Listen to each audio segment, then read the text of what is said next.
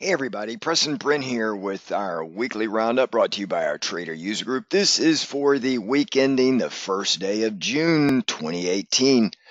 So we've already gone through 2/3 of the second quarter. I suspect the Q2 data is going to come in very, very strong.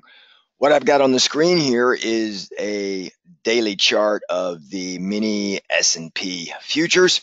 Before I jump into it, though, just really quickly, this whole week it's a holiday shortened week because Monday was a Memorial Day here in the U.S. markets, but it's been kind of dominated by risk on, risk off type of thinking.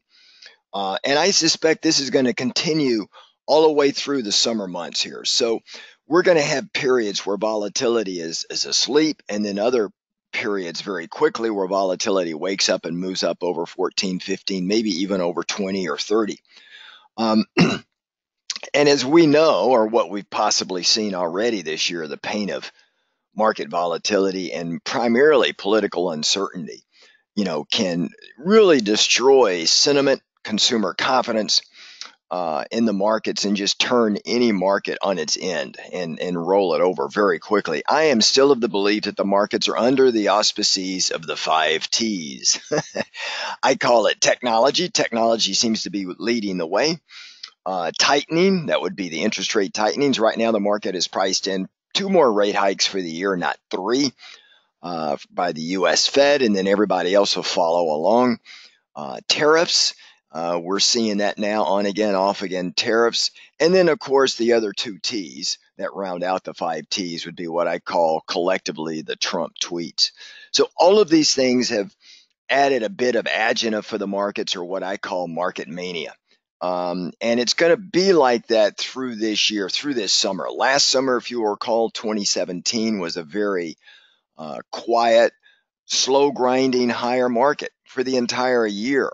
This year is anything but that. In fact, this past week, these last 4 days of trading days here in the US, we saw the Dow move up and down each day in the opposite direction by triple digits, each day, up and down. Now, the Dow finished slightly down for the week, and the S&P, NASDAQ, and Russell were up slightly for the week. We've also saw some political uncertainty kind of come back to fray in Italy and then in Spain. Italy, that caused markets to sell off at the beginning of the week, and then we kind of came back in line as we moved throughout the week. We also are seeing some action in OPEC. This weekend, we're going to get a pre-OPEC meeting with everybody but Russia, and then on June 22nd, the official biannual OPEC meeting. OPEC, all they needed to do was just say, we're thinking about increasing production because we think we brought inventory levels back in line, and we've seen oil move to the tune of about 5.5% to 6.5% straight down over a very short period of time. And I think that probably spooked OPEC because it's fallen further than they thought just by mentioning the fact that they were going to increase production. So we're going to get a lot more detail out of the OPEC meeting, the official OPEC meeting on June 22nd, and see what they were going to do. Because, they came out and proposed, both Saudi Arabia and Russia, that they were going to curb or bring back online about 1 million barrels a day, and that was all it took for oil to really sell off. I'll show you the charts here in a minute. So we're going to see how that turns itself out. Now, this week, we finished the week on a strong note. June 1st, what a way to start off the first month of trading day in June. We had a very strong jobs report come in, and we saw the numbers just really hit everything solid. We saw increase of non-farm payrolls of 223,000, which was above the consensus estimate by over 30,000, just about. It's the highest reading we've had since April 2000. And prior to that number, we haven't seen this sort of number since 1969. And the unemployment rate fell to 3.8%.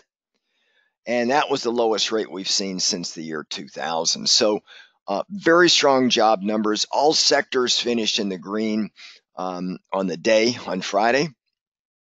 And we also saw wage labor growth. It moved up a little bit, but there's still room to move up a little bit more. But all in all, the markets are still very strong. All right, so if we take a look at the charts, as you can see here, I've got it's heavily marked up, But you can see that we're sitting right in this shaded zone right here. And for me, I am looking at this area here, right in that area there. We're going to need to clear that area. That's why it's a shaded zone, because we got a lot of volume over price right there. So this is kind of the area where the markets have found equilibrium between buyers and sellers. Should we break out here, I would look for a retest back here. But either we retest and move higher, or we don't retest and we move higher, or we come back into this zone again. I suspect momentum is going to carry us up next week unless we get another Trump tweet, or we get some other tariff issue or something that resurfaces, because we've got the geopolitical issues that are really throwing havoc into the markets right now. But just looking at the charts and looking at where the market price action wants to go and the numbers that are coming out, they're all positive. So I would anticipate we would break this number, and we do. We're going to be heading to that level 2789, 2790 area, which would be the prior pivot highs right here. We take those out. We got a brief little area right up here before we come back up to all-time highs. Now, I have been saying for a while now that the markets will probably grind out and make new all-time highs, but then I think that'll be it. I don't think we're going to really explode higher for the next 2 or 3 years. I think we're going to kind of grind it out. At least that's the way it's looking right now. And then we're going to tip over sometime in 2019 or late 2019 timeframe, and then we're going to go into a pretty serious bear market.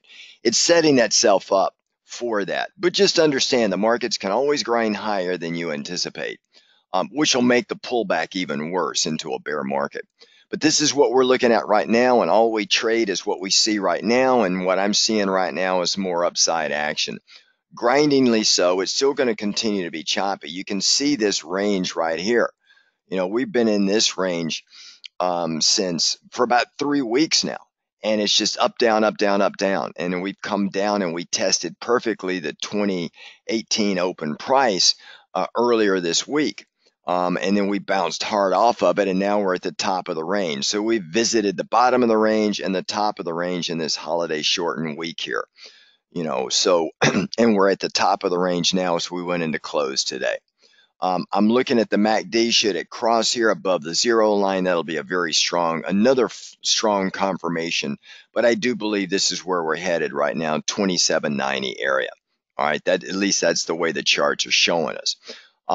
Now, to back all this up, let's take a look at the Dow Jones Transports. If we look at the Dow Jones Transports, very strong day today. You can see here on the Dow Jones Transports that we've had a really good move. We're over the 2018 open price, and we're sitting here holding this area right here. We're going to need to clear this hurdle to get that extra oomph to move everybody higher, okay?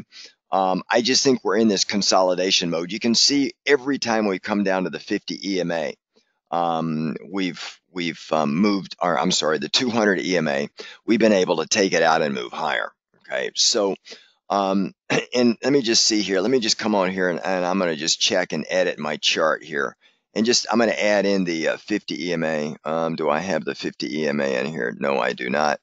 So I'll add it in later. I'll add in the 50 EMA, but we're also above the 50 EMA as well on the Dow Jones Transports. We're clearly in the green for the year for the transport, so that's a good thing, okay? If we look at the market that is fundamentally the strongest, it's small cap. As you can see here, you can see this upslope and trend line.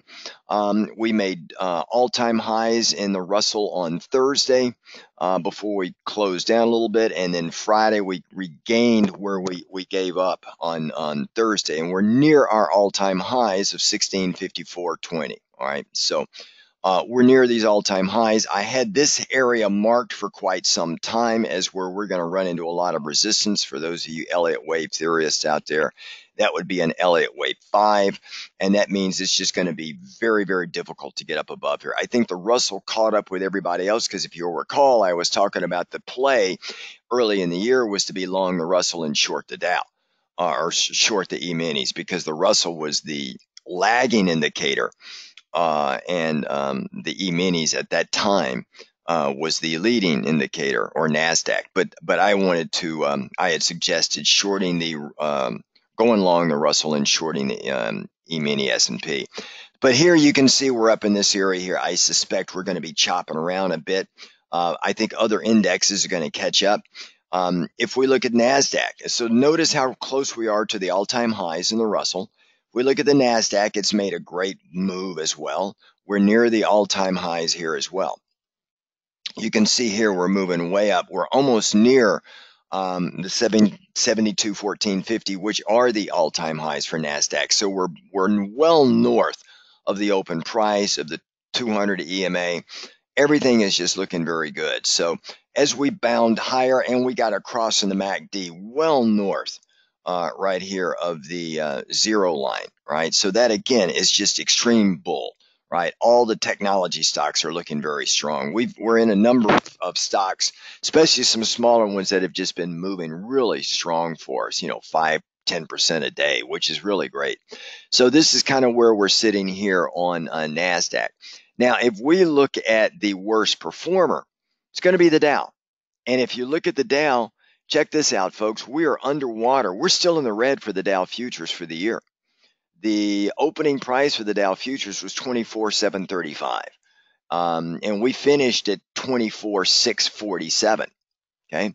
So we're just slightly below being in the green for the year, but we're still in this wider support area here. If I look at the Dow index, not the Dow futures, you can see here we're even worse. We're a little bit lower in the red for the year. So we've got the Dow in the red for the year, and we've got the Russell making all-time highs and the NASDAQ close to making all-time highs. Folks, this is all going to come together. Very rarely do you see 6 months into the year, roughly 5 or 6 months into the year, where you've got one index in the red and another making all-time highs in the U.S. indexes. They generally correlate not 1-to-1, but the correlations are over 90%. The reason why the Dow is underperforming is because of the tariffs. It puts a lot of downward pressure. I believe longer term those tariffs are going to get worked out, and the play to make would be to go short the Russell, long the Dow in a pair trade. I think the Dow is just going to really close the gap with all of the indexes and move higher. It's not ready yet because there's still some unknowns out there with the tariffs, but I do believe once they get that squared away, this is going to continue. The Dow is because it's all the companies in the Dow, generally over 60% of their earnings are offshore. So it's viewed, rightly or wrongly, that the price action of the Dow is more affected by the tariffs than, say, the Russell. If you look at the Russell, you'll see here well north near the all-time highs. The blue line is the opening line for the year. So we're very strong, and you can see the Russell just crossed back to the upside today, well north of the zero line on the MACD. So it's just really, moving very, very strong. Now, I will show you the all-world index by Vanguard. We're in the red for the all-world index. As the dollar gets stronger, emerging markets are getting killed. And the U.S. is the only pig in the poke with lipstick on right now, everybody. Now, the big question is the U.S. going to lift all other markets, or will all other markets draw the U.S. down? Hard to tell at this point in time. But you can see here, VEU, which is the Vanguard All-World Index, is in the red for the year. And if we look at Asher, which is a tracking stock for China, look at this one. It's near the 2018 lows. So this is going to suggest to me that the other, outside of the U.S. markets, other countries just aren't as strong as I would like to see them. So that means other countries are going to play catch up, or the U.S. is nearing a peak and is going to roll back over or stay in a very wide choppy range for a while. And if we come back to the S&P, you can see here, this is what I mean by chop. It's just, I mean, if you look at it, it really is amazing to me. But if you look at this chart and you draw a line right here, all the way through to right here, right at the beginning of 2018, right? At the beginning, we began 2018 right here. And we're almost right where we started the year. And you had this huge move down, move up, move down, move up, down, like this, and now we're up. So we've only made this amount for the year for the S&P, but look at all of that volatility. Now, the question is this going to continue as we move through the year? And I suspect it is. Perhaps not as bad as this, but I suspect there will be times when we get that downdraft, and there will be other times when we just go to the moon. Everybody gets bullish, the trade gets crowded, and down we come again. So you need to be careful with your trades here.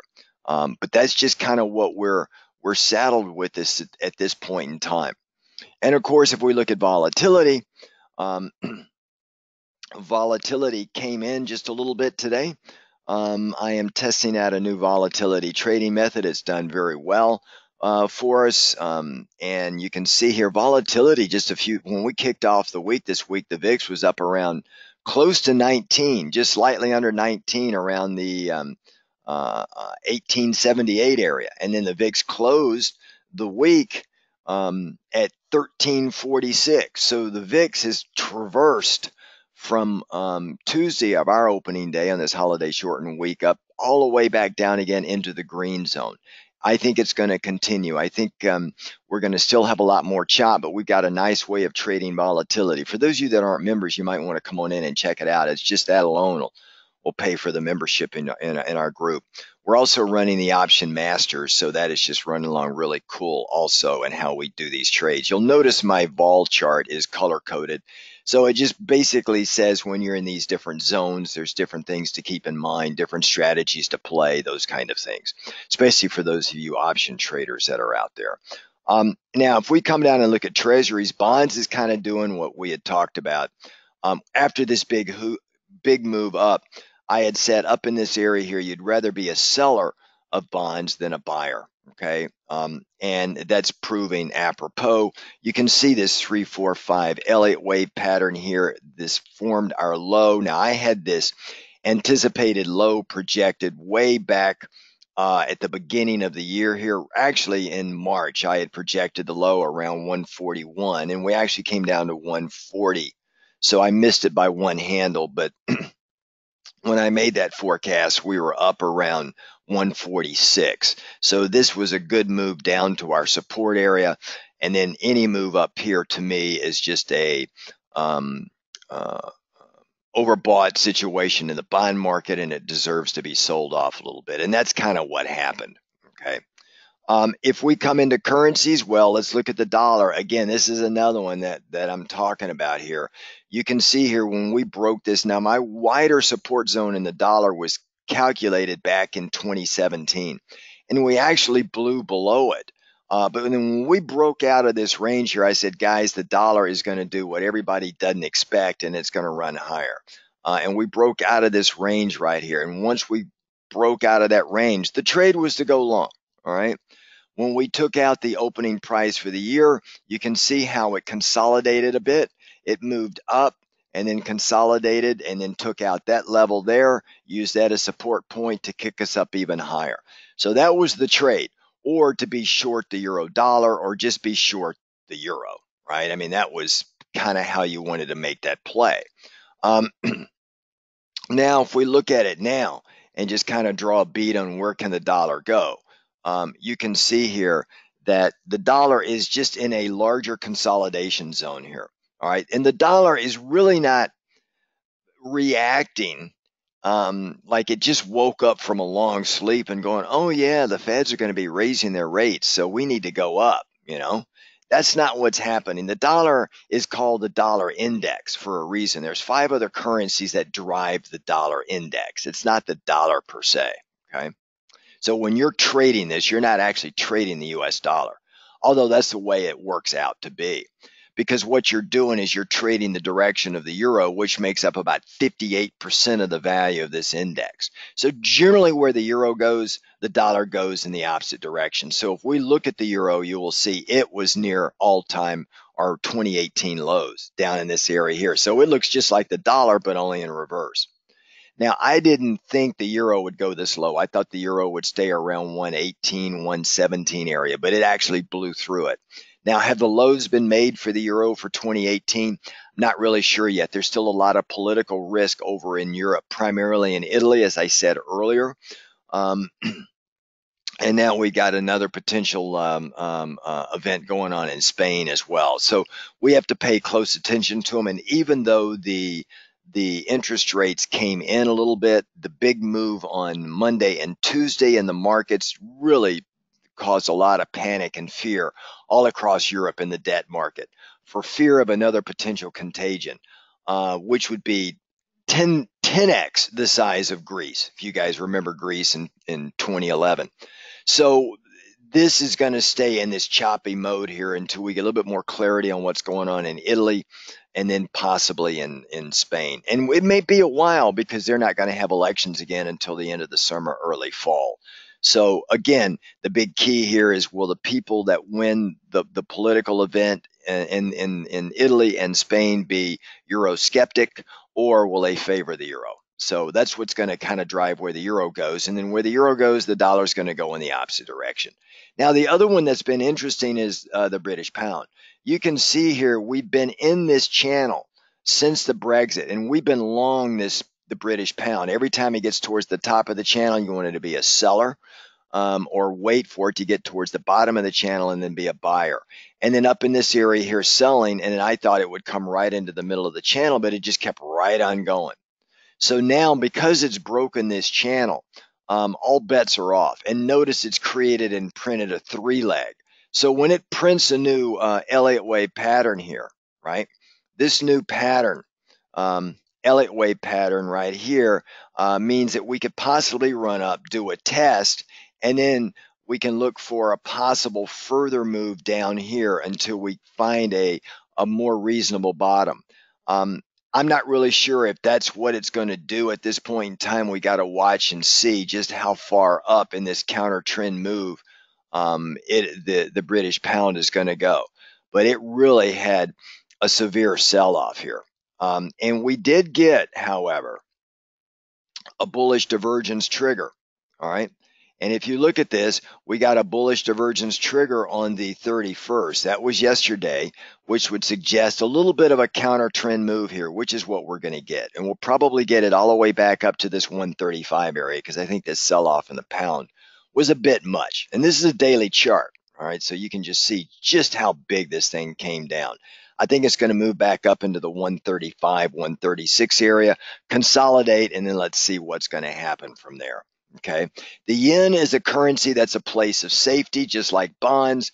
So the yen tends to follow the U.S. bond market. So remember, the U.S. bonds moved up and rallied, and then it's being sold off. Same thing with the yen. We look at gold, kind of a fear trade. You can see gold is having a really hard time climbing back up to its huge area of support for 2018, the open price. You can see this area here, and now gold wants to come back down. I think the near-term direction for gold is back down again. Same thing with silver. Now let's look at oil, our buddy. Oil, you can see here, I had projected a huge resistance area up here around the 72 area, 71.80, 72. We actually went up to 72.83, and then it gave it all up. Okay. That's when OPEC came out. Saudi Arabia and Russia essentially came out, made their statements, and literally in less than a week, 6 trading days, oil moved from 72.83 all the way down to 65.71. Okay. That's a huge move. All right. And, so if I'm doing the math on that, and I take the 72.83 and I subtract from it the current price of 65.71, it's a $7.12 move off of the 72.83 base. That's a 9.7%, almost a 10% move in literally 1, 2, 3, 4, 5, 6, 7, 8 days. So really 2 weeks, it moved almost 10% down. And now we've hit this upsloping trend line. Where can it stop? Well, we're going to watch this very closely. I think the firmer area of support is right down here around the 63, 64 zone right here. Okay. OPEC has got a pre-OPEC meeting this weekend with just the OPEC member states. And then on June 22nd, they got the official biannual OPEC meeting with Russia included. I think OPEC is surprised by how fast oil fell down when they made that statement. So I don't think they're really going to increase production that much. I don't see them doing that. So I think oil has got maybe another dollar or two to go to the downside. Then I think it's going to find a little bit more longer term support and then kind of grind higher. Longer term, I think oil is going to start grinding higher because when oil was down in the 30s and low 40s for a long period of time, there was just no investment in further production and new production wells. So the imbalance of supply and demand is going to start to show up. And you've got the U.S. frackers in the Permian Basin and down in Texas really just pumping away. So they're making new records there at all time. Baker Hughes showed increased oil rigs coming out. So I think net, you're going to have these competing forces drive oil. But you can see this trend line clearly is pointing to the up direction at a vector that's not as high as it was before. I think we'll consolidate just a little bit longer, and then we're going to kind of pick the direction that we want to go. Okay, so guys, that's where we are right now. If you're not in our option masters, I highly encourage you to come in and check it out. If you're not a member of our group, again, we're doing a lot of really cool things in volatility in some of the markets, including oil and some of these others that we're trading. So come on in and check us out. I look forward to seeing you guys. Meanwhile, our members, I'll see you this Sunday night for our weekly market watch for the upcoming first full week of June. Have a great weekend, everybody, and I will see you guys later. Ciao, folks.